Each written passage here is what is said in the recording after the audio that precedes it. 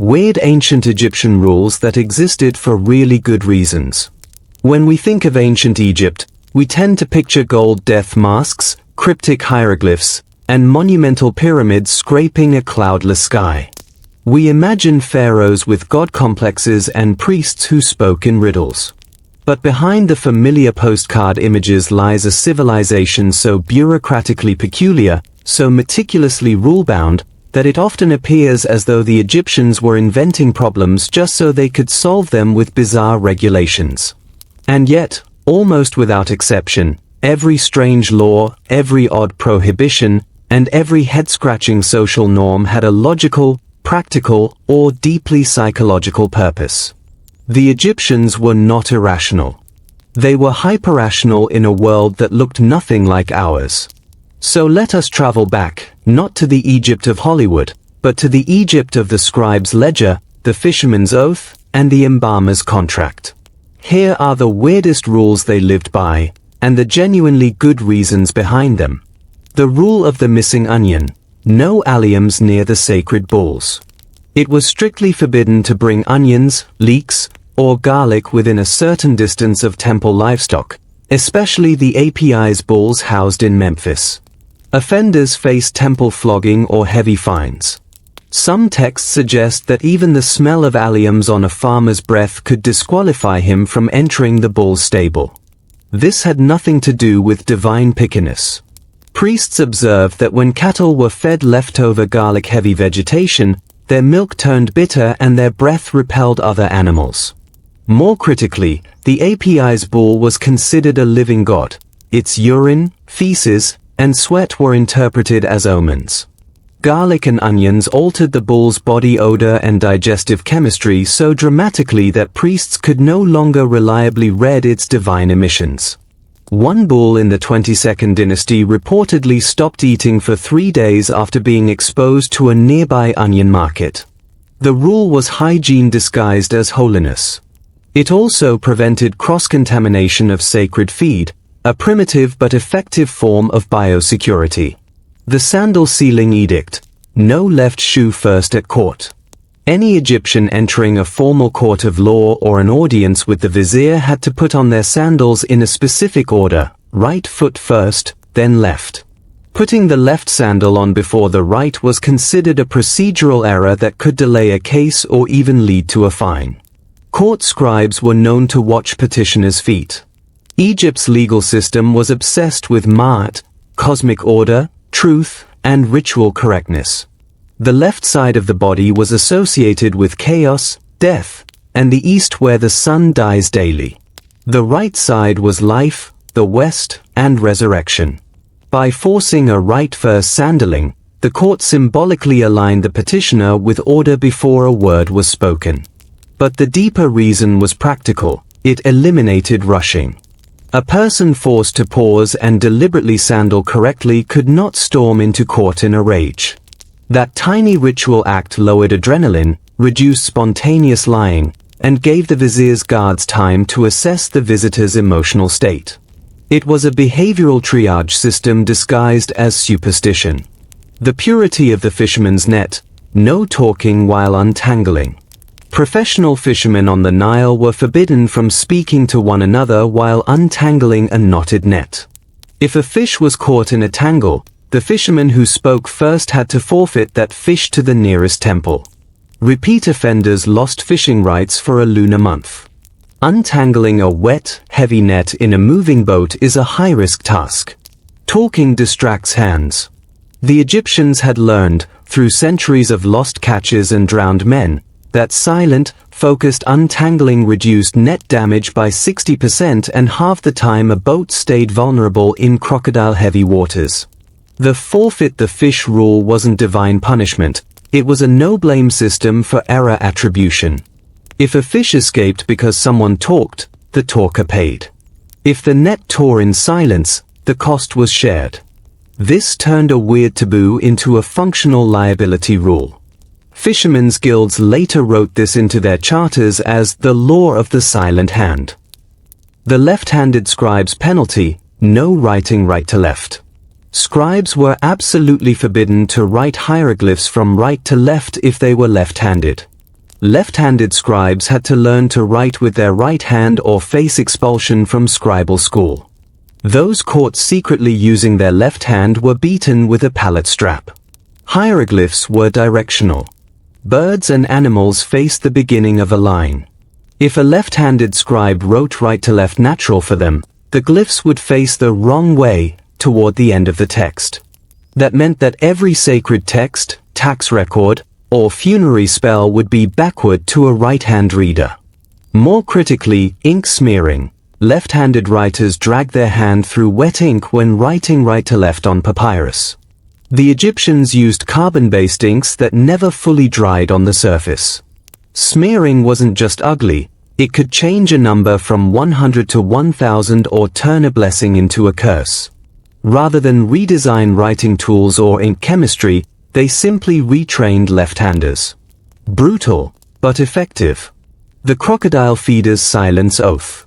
The priests responsible for feeding the sacred crocodiles at Kom Ombo were required to maintain absolute silence from the moment they picked up the meat offering until the crocodiles had swallowed it whole.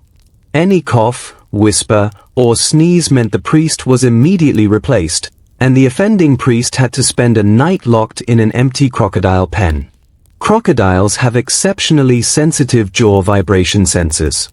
A human voice, even a low murmur, travels through the stone floors of the temple and into the water. The priests had learned, through several gruesome incidents, that a startled crocodile does not distinguish between a priest with a fish and a priest with empty hands. Silence kept the feeding ritual predictable. The night in the empty pen wasn't cruelty, it was exposure therapy. If a priest broke silence accidentally, he had to prove to himself and the temple that he could remain still and quiet under extreme stress. Empty pens had no crocodiles, but the psychological terror was real. Those who survived became elite handlers. Those who broke down were reassigned to gardening. The beer ration rule: no drinking before weighing grain. Workers on state-sponsored projects like tomb building were forbidden from drinking their daily beer ration until after the morning grain weighing was complete. Any worker found drinking before the weighing was docked 2 days' wages and forced to drink only water for a week. Egypt paid many labors in beer, a nutritious, low-alcohol barley drink. But the beer was also a measurement device. Grain was weighed wet and dry. A worker who drank his beer early would have a different hydration level, affecting his sweat rate, urine output, and even the moisture in his breath. In the close quarters of grain storage, one drunk worker's exhalations could add enough humidity to alter a sensitive scale. They used balance scales accurate to a few grams. More practically, drunk workers misweighed grain. By tying beer consumption to the completion of weighing, the state created a simple incentive: finish the precise work first, then relax. It was an ancient productivity hack. The embalmer's left pinky rule. During mummification, the chief embalmer was forbidden from using his left pinky finger to touch any organ. If he did, the entire canopic jar set had to be destroyed and the organ reburied with the body unpreserved. The offending embalmer lost his pinky fingertip, cut off at the first joint. Anatomical contamination. The left pinky, despite being small, is the finger most likely to have dirt under the nail even after washing because it's used least in hand-washing rituals. Embalmers worked in extreme heat with rotting tissue. A single bacterial transfer from a dirty pinky to a liver could cause the organ to liquefy inside the canopic jar within days, rather than the required 70. The punishment, losing the fingertip, wasn't sadism. It was a permanent, visible reminder to all embalmers. After the first few punishments, no embalmer ever forgot to scrub under the left pinky. The rule saved more organs than it ruined. The widow's wig rule: no black dye for 1 year. A widow was forbidden from dyeing her wig black for 1 full year after her husband's death. She could wear blue, green, red, or even undyed gray, but not black. Breaking this rule was considered an insult to the god Anubis and could result in the widow being barred from the afterlife or, in practice, shunned by her community. Black wigs were expensive. They required multiple dye baths and rare plant extracts. In the year following a husband's death, a widow's economic status was uncertain. Inheritance disputes, debt collection, and property division were common. The rule prevented financially vulnerable widows from wasting resources on costly dye. It also served a social signaling function. A widow in a black wig was claiming full mourning status, but also full financial recovery. By forcing a year of non-black wigs, the community gave widows a grace period. If a widow wore black too early, neighbors knew she was either wealthy unlikely or lying about her finances dangerous. The rule was a soft economic protection mechanism wrapped in religious language. The brickmaker's thumbprint law. Every sun-dried mud brick used in royal or temple construction had to bear the thumbprint of the brickmaker on its underside. Bricks without thumbprints were rejected. Brickmakers who failed to thumbprint more than 3 bricks in a single batch were beaten. Quality control. Mud bricks shrink and crack as they dry. Different clay mixtures shrink at different rates. By requiring a thumbprint, the foreman could track which brickmaker produced which brick. When a wall later sagged or a corner crumbled, they could return to the brickmaker's thumbprint, examine his batch, and correct his clay recipe. The beating was excessive by modern standards, but the logic was sound. Anonymous bricks lead to sloppy work. Named bricks lead to accountability. The thumbprint was the original barcode. The perfumer's silence at dawn. Perfumers in the Temple of Dendra were forbidden from speaking or humming between the first light of dawn and the moment they sealed the first jar of Kai-Fi sacred incense each day. Breaking silence meant the entire batch had to be poured into the Nile as an offering, and the perfumer had to pay for the ingredients. Kai-Fi was a complex mixture of 16 ingredients, including myrrh, frankincense, honey, wine, and raisins. The mixture had to be heated to precise temperatures, then cooled slowly. Sound vibrations, especially human voice frequencies, can cause air bubbles to form in cooling resins. Bubbles trap moisture, leading to mold inside sealed jars. The priests had discovered through spoiled batches that hissed when opened that dawn silence reduced bubble formation by nearly 40%. The rule wasn't mystical, it was acoustic chemistry. The perfumer who talked at dawn was ruining a batch that would later be burned in dark sanctuaries, where mold spores could trigger respiratory illness in priests. The oarsman's left side limitation. On any official Nile vessel longer than 20 cubits, about 35 feet, oarsmen on the left port side were forbidden from rowing during the 4th hour of the morning watch. They had to ship their oars and sit perfectly still while the right side oarsman rowed alone. The Nile's current is stronger on the eastern bank due to the river's bend dynamics near Thebes. Between the 3rd and 5th hours after sunrise, the eastern current creates a lateral push. If both sides rowed equally, the boat would crab sideways into the western shallows. By stopping the port side oars for 1 hour, the crew used the current as a natural steering correction without rudder adjustments. The rule was a masterpiece of fluid dynamics.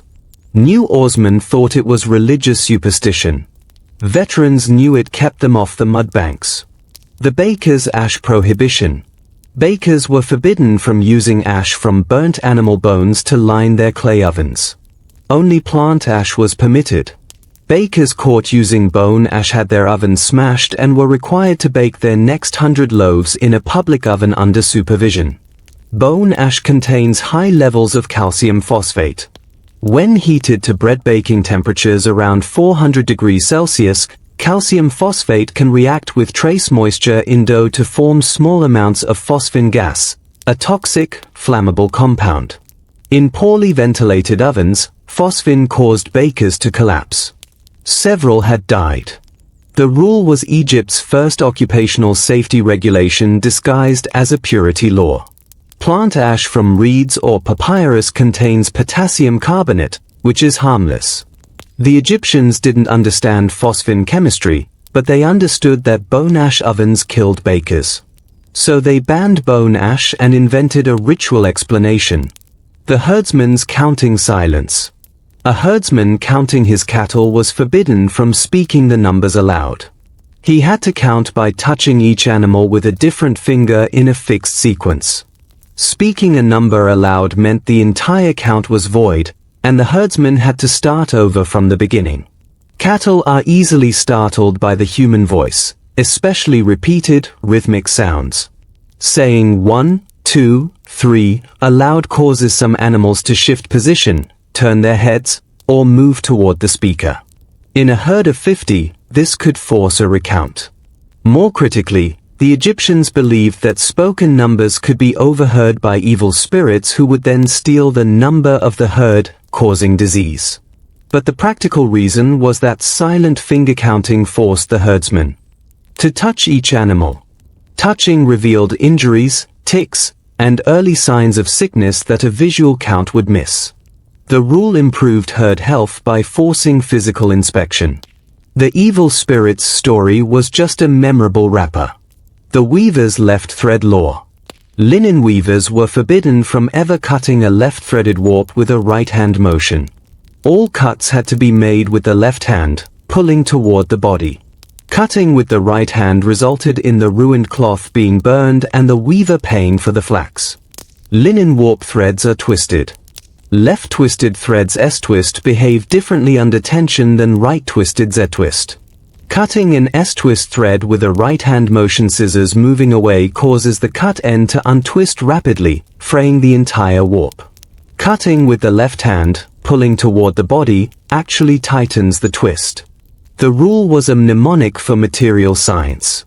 Weavers who forgot ruined entire bolts. The burning of the cloth wasn't spite. Frayed linen cannot be recycled into new thread, but it makes excellent tinder. The temple of Ptah, god of crafts, collected burned linen for sacred fires. The water carrier's shadow rule. Water carriers filling jars from the Nile were forbidden from allowing their shadow to fall on the water's surface between noon and the third hour afternoon. If a carrier's shadow touched the water, the entire day's collected water had to be poured back into the river, and the carrier had to wash his feet before refilling. Shadowless water is a myth, but the rule addressed a real problem: water clarity. Between noon and 3 p.m., the sun is high. A carrier's shadow falls directly below him. In order to avoid his shadow touching the water, the carrier had to lean far forward, bringing his face close to the surface. That allowed him to see mosquito larvae, dead insects, and floating debris that would otherwise be invisible in glare. The rule forced visual inspection. If a carrier let his shadow hit the water, he was assumed to have filled jars without looking. Pouring the water back wasn't punishment, it was a mandatory re-inspection. Washing feet removed river parasites that could later contaminate household cisterns. The priest's fingernail deposit. Priests of Sekhmet, the lion-headed goddess of plague, were required to deposit their trimmed fingernails into a sealed clay pot every full moon. The pots were then buried in a specific field outside Memphis. Priests who failed to deposit their clippings could not enter the temple for 30 days. Fingernails trap dirt, blood, and parasitic eggs. Priests of Sekhmet worked closely with sick supplicants, many of whom had skin diseases. By collecting and burying nail clippings, the temple prevented the accumulation of contaminated material in living quarters. But the deeper reason was psychological. The ritual forced priests to inspect their own hands regularly. A priest who trimmed his nails every full moon was a priest who noticed rashes, sores, or discolorations on his own body. The 30-day ban for failing to deposit clippings was a quarantine period. If a priest was careless enough to forget nail disposal, he might also be careless about hand washing, and thus might be carrying disease. The rule saved temple congregations from priest-borne epidemics. The gardener's onion boundary. No gardener could plant onions within 3 cubits about 5 feet of a neighbor's property line. Onions planted closer had to be uprooted and given to the neighbor for free. The offending gardener also had to pay a fine of 1 deban of copper, about 90 grams. Onions are allelopathic. They release compounds into the soil that inhibit the growth of beans, peas, and lentils. If a gardener planted onions too close to a neighbor's land, the neighbor's legumes would fail. Egypt's diet depended on legumes for protein. The rule prevented agricultural sabotage without requiring soil chemistry tests. The fine 1 deben was exactly the value of a season's legume harvest from a small plot. The neighbor got free onions as compensation. It was an elegant, pre-scientific solution to a biochemical problem. The brewer's palm frond rule. Brewers were forbidden from stirring their mash with palm fronds that had been stripped from the tree by hand. Only fronds that had fallen naturally could be used. Brewers caught using hand-stripped fronds had to pour out the batch and drink nothing but water for a lunar month. When a palm frond is stripped by hand, the tearing action releases tannins from the damaged fibers. Tannins in beer mash create a bitter, astringent taste that Egyptians found nauseating. Modern brewers call it tannic bite. Naturally fallen fronds have already dried and oxidized, rendering their tannins insoluble. The rule ensured consistent flavor. The drink nothing but water punishment was sensory reset therapy. After a month of water, a brewer would never again mistake a bitter batch for acceptable beer. The tax assessor's walking stick rule. Tax assessors were forbidden from leaning on their walking sticks while measuring grain silos. They had to stand upright, holding the stick vertically at arm's length. An assessor caught leaning had his measurements voided and was reassigned to latrine duty for a month. A leaning assessor changes his perspective. Grain volume calculations in cylindrical silos require a straight line of sight from the top rim to the bottom center. If an assessor leans, his eye level drops, and he overestimates the silo's height by up to 5%. Over 100 silos, that could cheat the state of thousands of bushels, or cheat farmers of fair credit. The vertical stick was a measuring reference. The stick's height was known exactly 1 royal cubit. By holding it vertically, the assessor could compare it visually to the silo's depth. Leaning broke that comparison. Latrine duty was famously unpleasant, so assessors learned to stand straight. The mourner's dust prohibition. Professional mourners hired wailing women were forbidden from throwing dust on their own heads more than 3 times per funeral. Any mourner who threw dust a 4th time had to pay for the cost of laundering all mourners' garments. Dust was expensive. Not ordinary dust, ritual dust from the tomb's excavation pile. That dust contained limestone particles that permanently stained linen garments. Each mourner's dress was worth several months' wages. The 3 dust limit allowed enough theatrical grief 3 throws without destroying the dresses. The 4th throw was considered performative excess, a mourner showing off at the family's expense. The rule protected bereaved families from being billed for ruined costumes after they were already vulnerable and grieving. It also kept mourners focused on actual wailing, not competitive dust throwing. The scribe's reed knife rule. Scribes were forbidden from sharpening their reed pens with a knife that had ever been used to cut meat. Each scribe owned 2 knives, one for reeds, marked with a falcon feather, and one for everything else. Using the wrong knife meant the scribe had to buy a new reed knife for the entire scriptorium. Meat fat is almost impossible to fully remove from a blade's microscopic grooves. When a fat-contaminated knife cuts a reed, it transfers grease to the reed's inner fibers.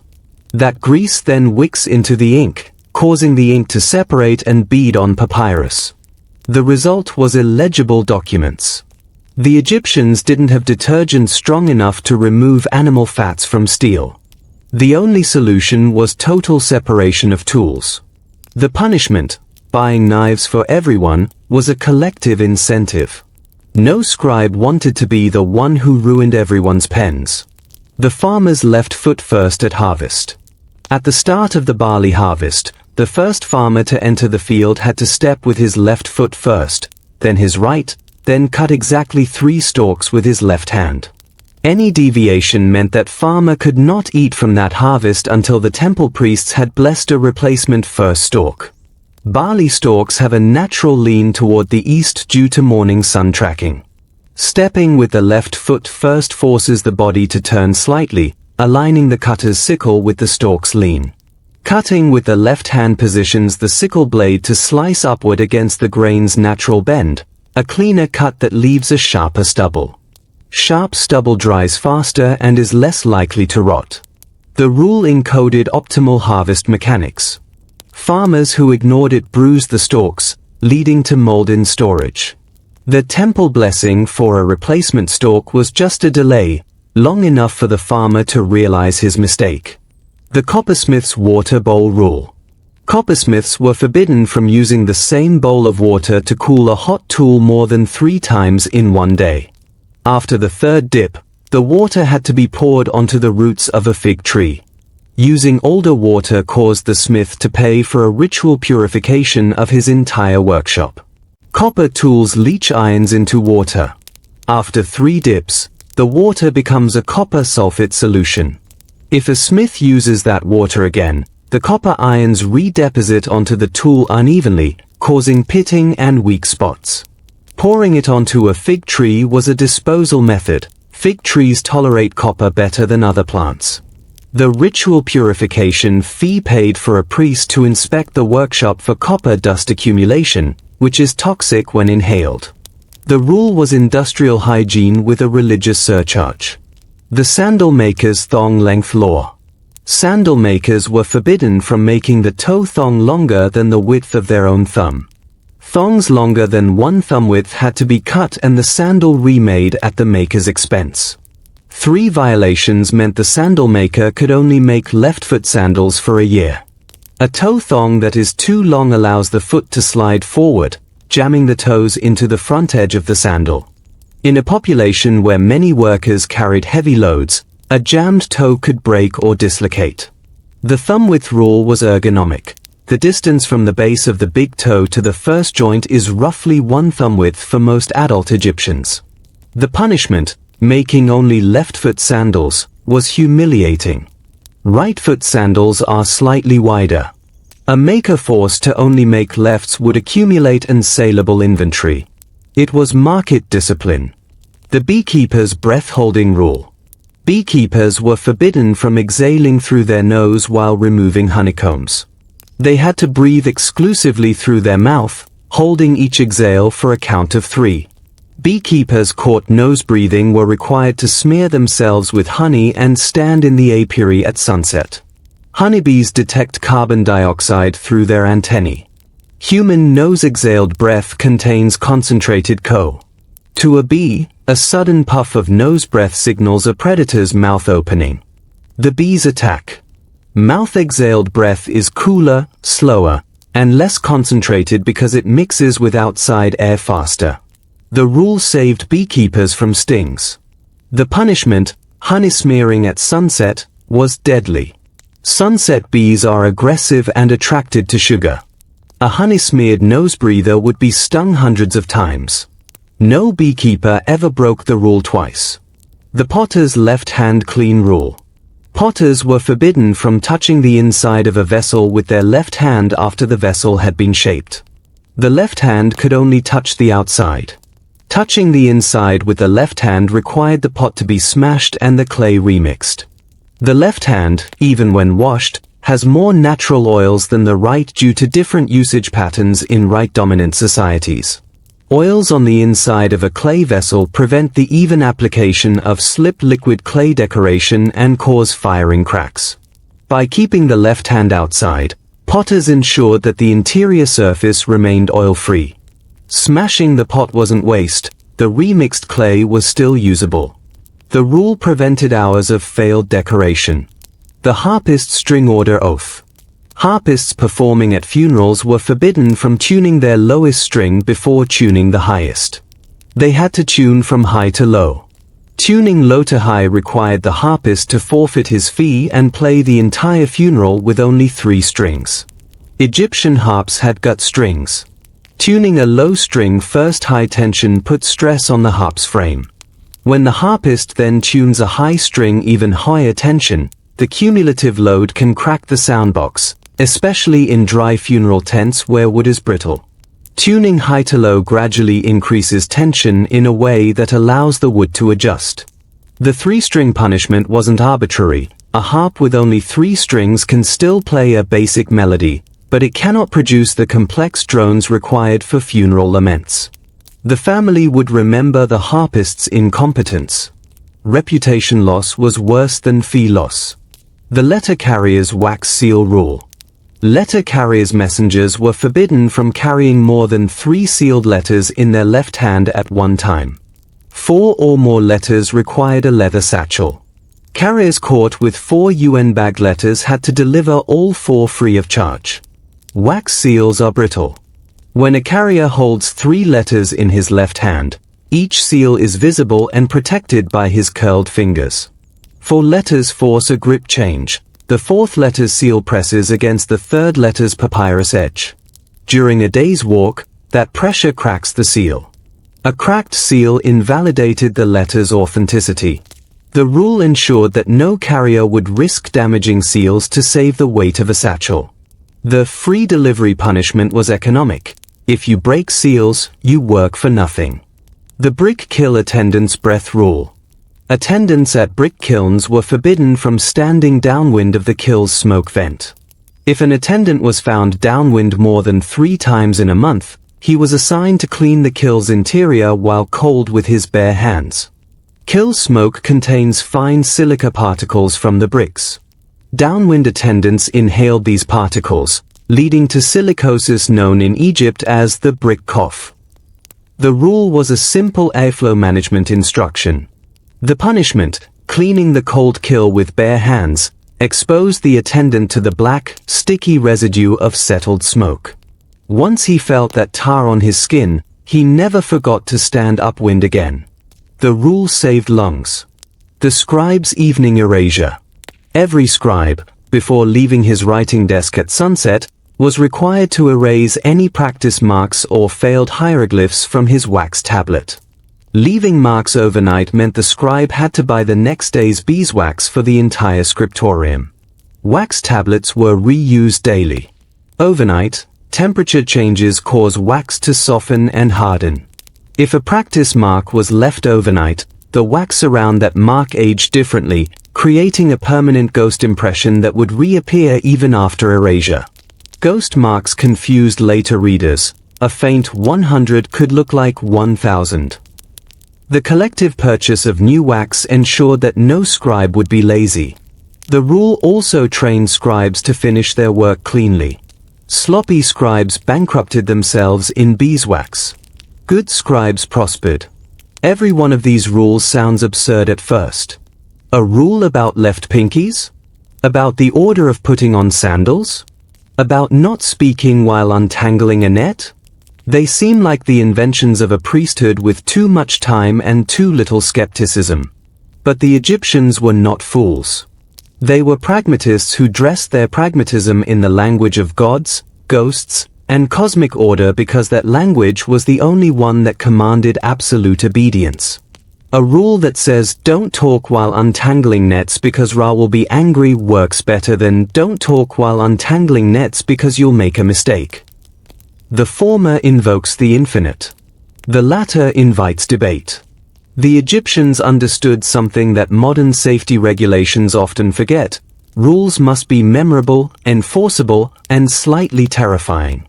The terror doesn't have to be real, but the consequence must be. So the next time you encounter a strange rule in your own life, no left turns after 5 p.m., no singing in the stairwell, no wearing hats indoors, ask yourself, what good reason is hiding beneath the weirdness? The Egyptians would tell you, always look for the practical heart inside the ritual chest. It's almost always there, beating quietly, keeping someone safe from crocodiles, or silicosis, or a jar of spoiled kai-fi. And that is the strangest rule of all, that irrational laws are often the most rational ones, once you know what problem they were built to solve. More weird rules, more good reasons. You might think that after 27 rules about left feet, silent fishermen, and the correct way to trim a fingernail, ancient Egypt would have run out of peculiar regulations. You would be wrong. The Egyptians regulated everything, not because they loved control, but because they lived on the edge of chaos.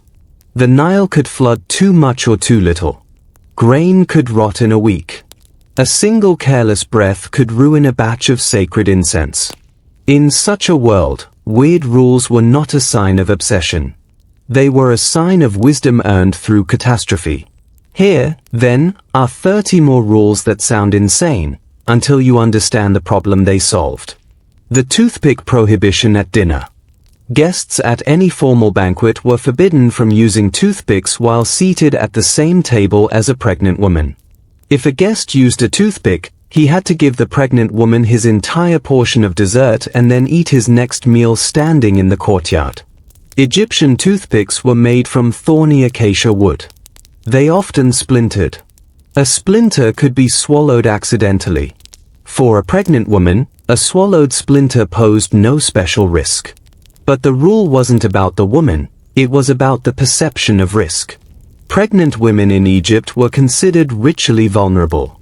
Seeing a man casually pick his teeth while she ate nearby made her anxious, and anxiety increased her risk of miscarriage, a known effect, even if they didn't call it cortisol. The rule forced men to be visibly considerate. The standing meal punishment was public shaming, light enough to be survivable, heavy enough to remember. The goat herder's bell silence after rain. Goat herders were required to remove the bells from their lead goats for 3 full days after any significant rainstorm. A herder caught with bells on during this period had to give 1 live goat to the nearest temple. Wet goat hide shrinks as it dries. A bell collar that fits loosely in dry weather becomes tight after rain, then painfully constricting as the hide contracts. The Egyptians had no quick way to adjust collar sizes.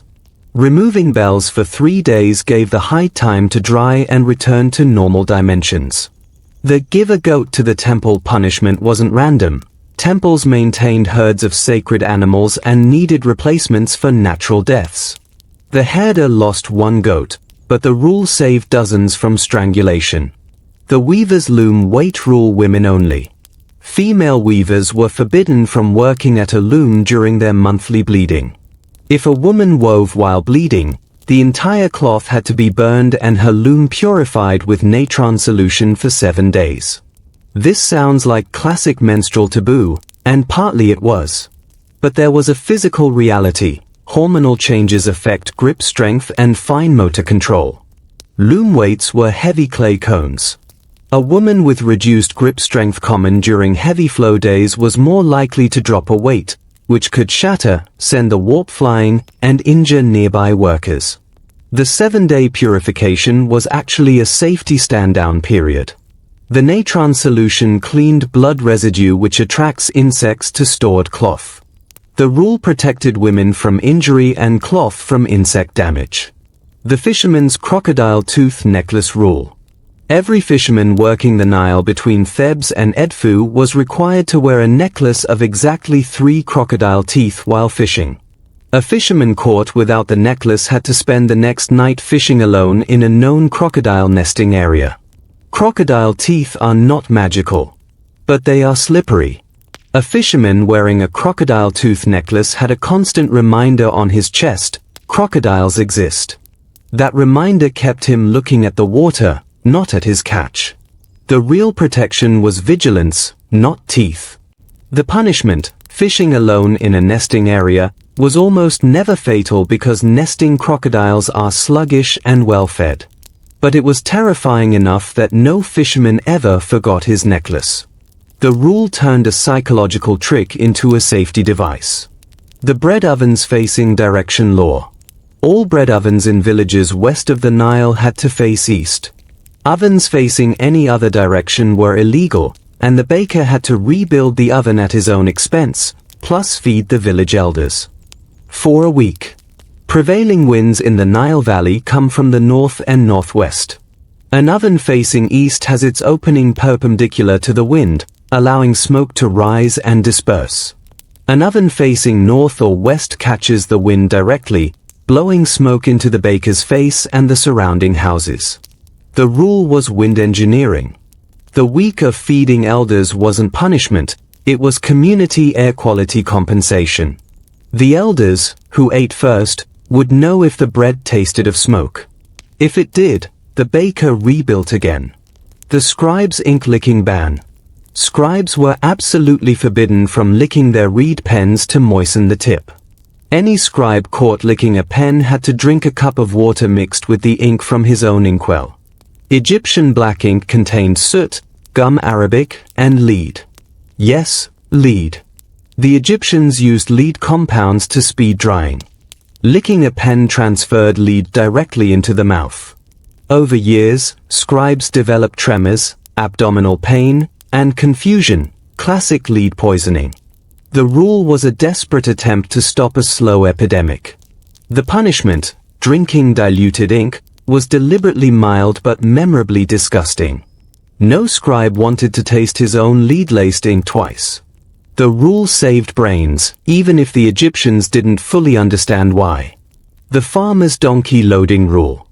No farmer could load a donkey with more than 4 sacks of grain, regardless of the donkey's size. A 5th sack required written permission from the village headman. Loading a 5th sack without permission meant the farmer had to carry that sack himself for 1 mile.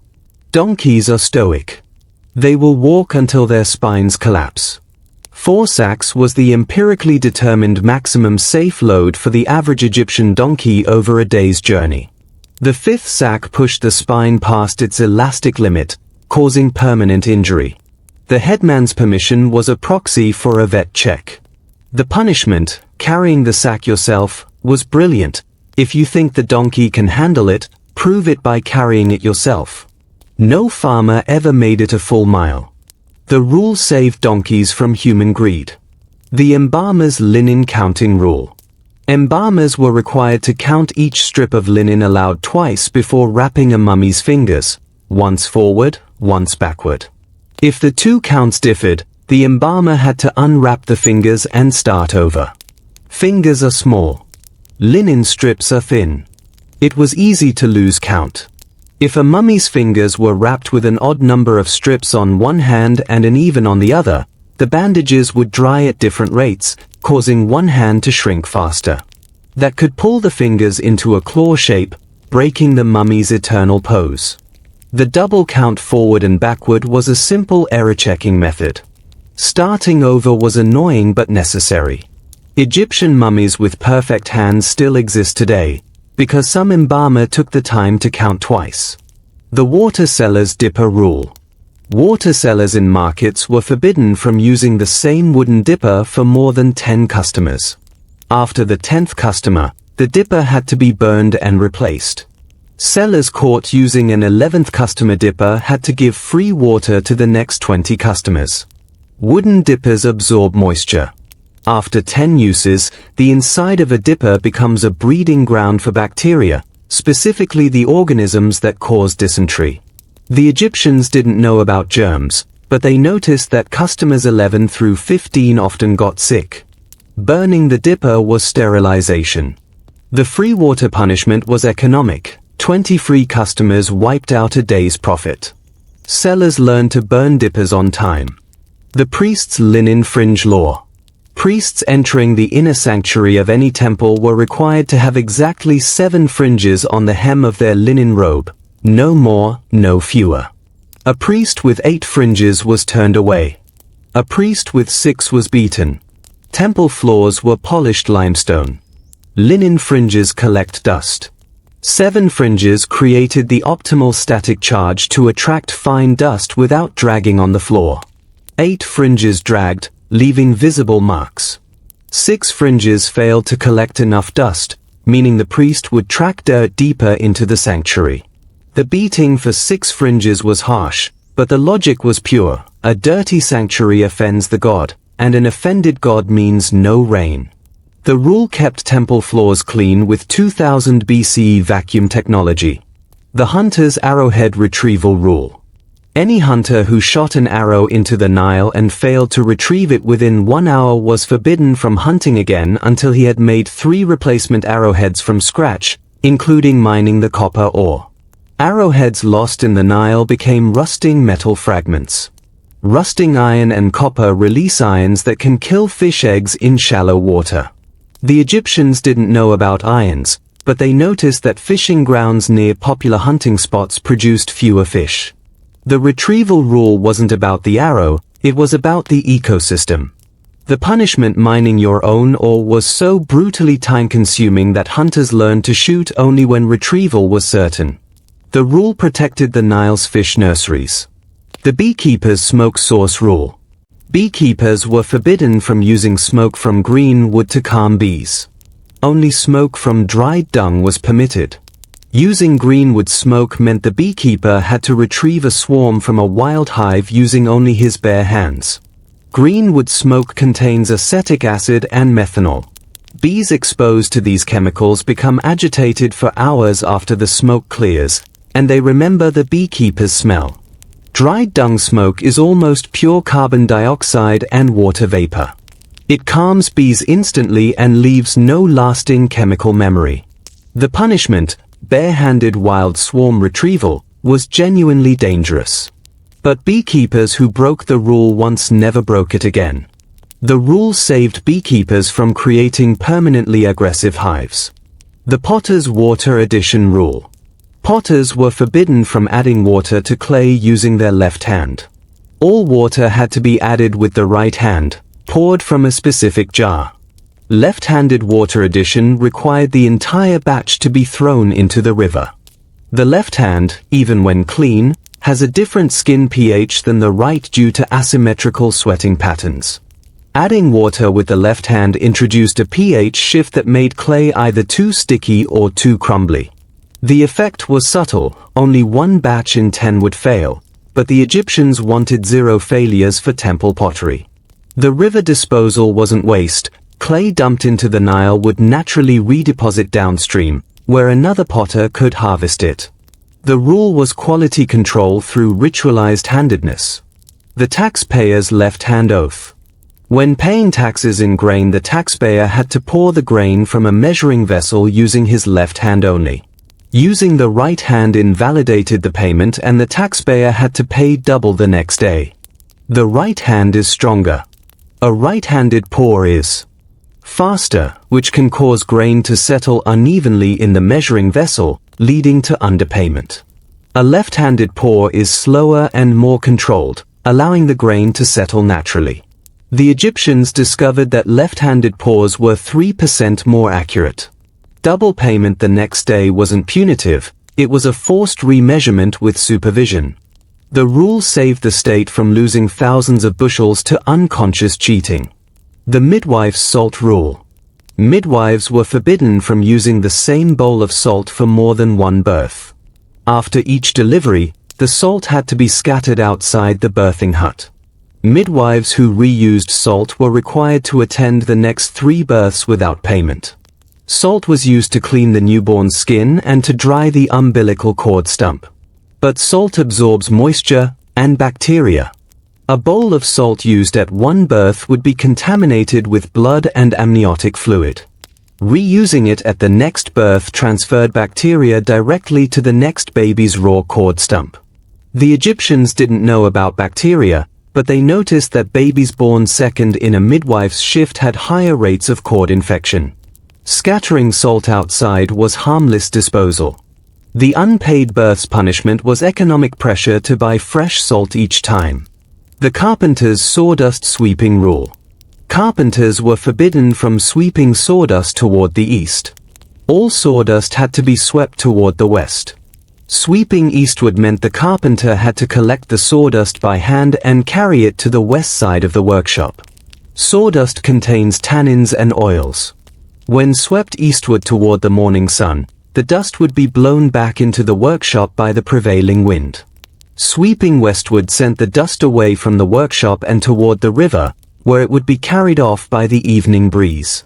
The punishment, hand collecting, was annoying enough to enforce compliance.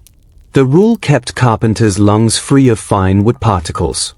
The jeweler's scale leveling rule. Jewelers were required to level their scales using a droplet of water on the balance arm, not a wooden shim. Using a shim meant the jeweler had to melt down all gold weighed on that scale and reassess it as copper. Wooden shims absorb moisture from the air and expand or contract with humidity, changing the scale's 0 point by up to 2%. A droplet of water, by contrast, evaporates completely, leaving no long-term change. The Egyptians used water droplets as temporary, perfectly leveling shims. The punishment, reassessing gold as copper, was ruinous.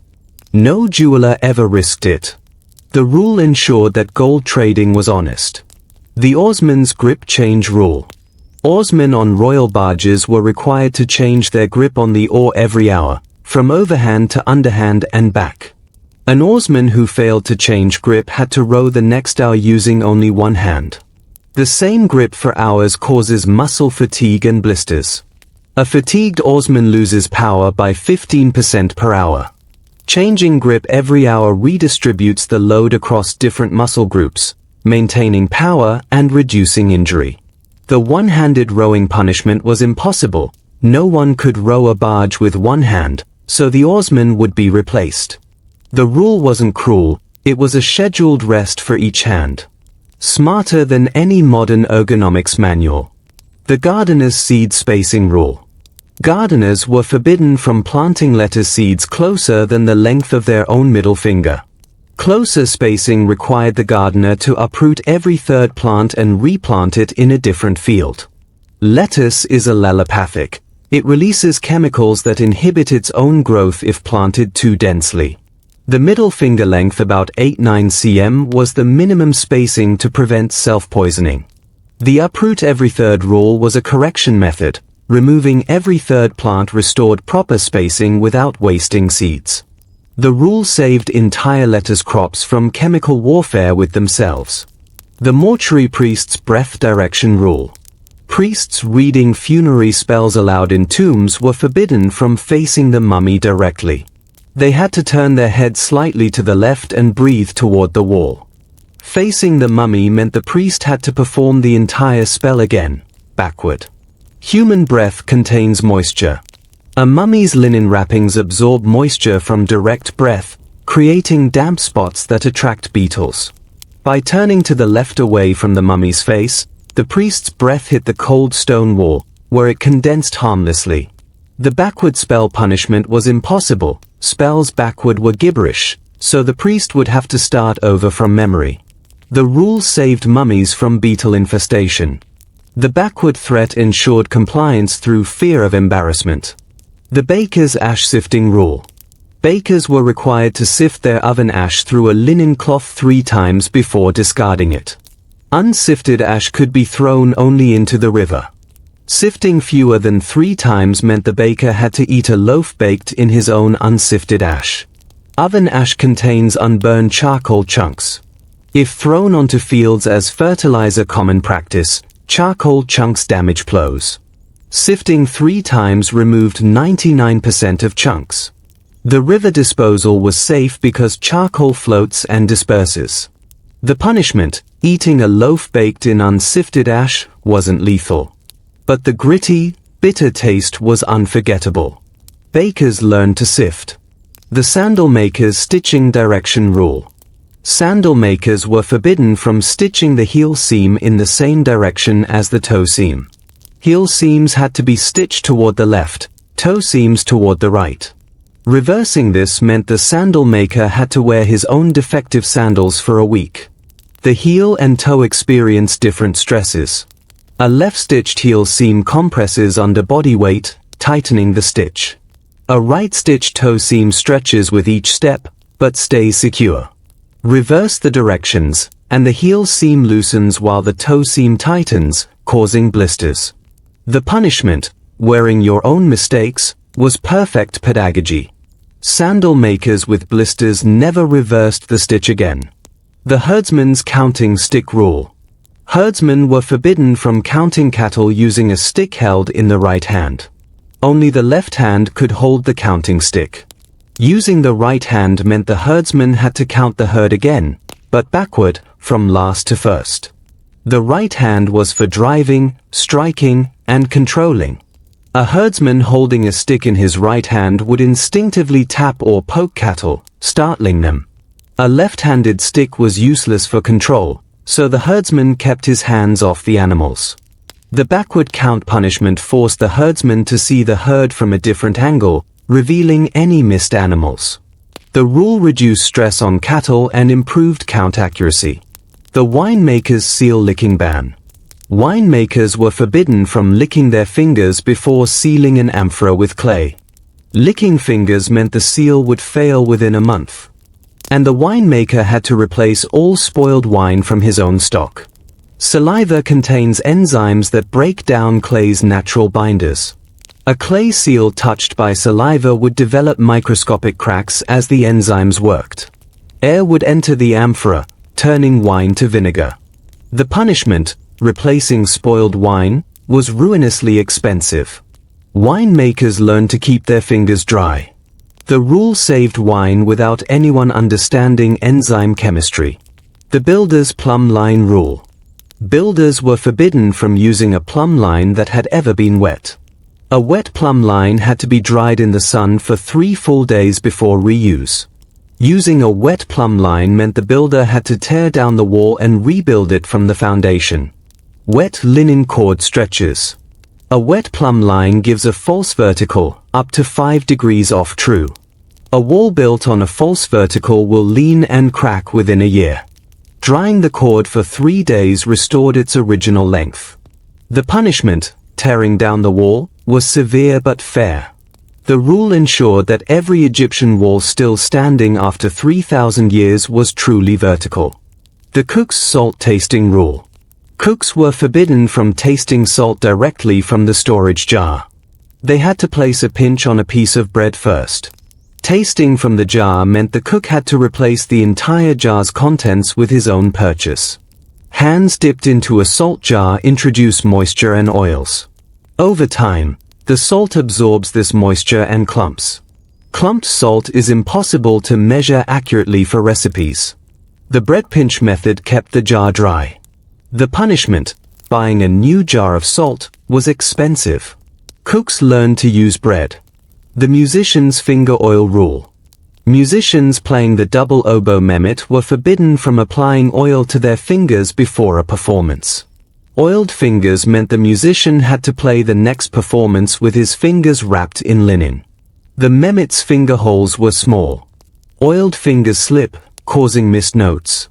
More critically, oil seeps into the reed's fibers, changing the reed's vibration and pitch. Linen wrapping prevented slipping but made fast passages impossible. The punishment was musical humiliation. Musicians who wanted to sound good kept their fingers dry. The farmer's donkey urine rule. Farmers were forbidden from allowing their donkeys to urinate on the same spot of ground twice in one season. A second urination required the farmer to dig up that spot and replace the soil with fresh earth from the riverbank. Donkey urine is highly concentrated in nitrogen and salts. 1 urination fertilizes. 2 urinations in the same spot create a salt crust that kills plants for 3 years. The soil replacement punishment was back-breaking labor. Farmers learned to move their donkeys daily. The rule saved fields from salt death. The scribe's reed selection rule. Scribes were forbidden from using reed pens cut from the northern side of a papyrus clump. Only reeds from the southern side were acceptable. Using a northern reed meant the scribe had to write the entire document with his non-dominant hand. Papyrus reeds grow toward the sun north in Egypt's latitude.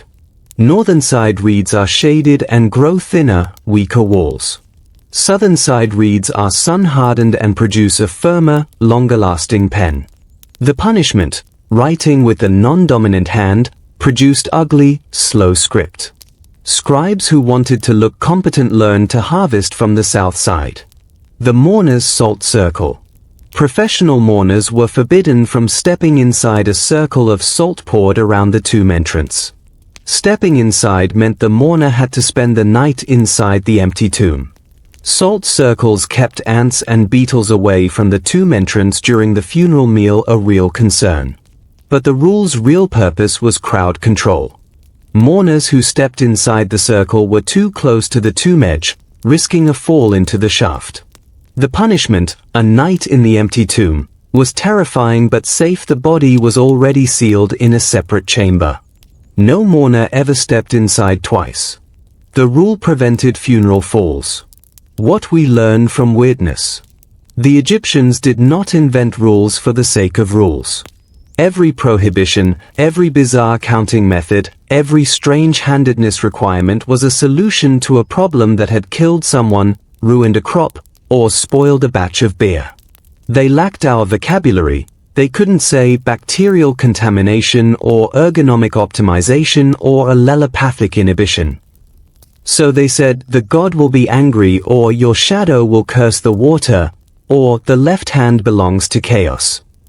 But beneath the supernatural language lay super-practical reasoning.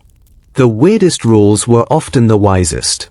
And that is the deepest lesson ancient Egypt offers us. When you hear a rule that makes no sense, do not laugh too quickly.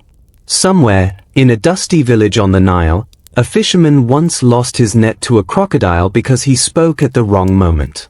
And the rule they wrote to prevent that death, silence while untangling, sounds absurd only to those who have never held a wet net in crocodile water. The Egyptians remembered. Their rules are their memory. And their memory is still worth reading, one weird, wonderful prohibition at a time.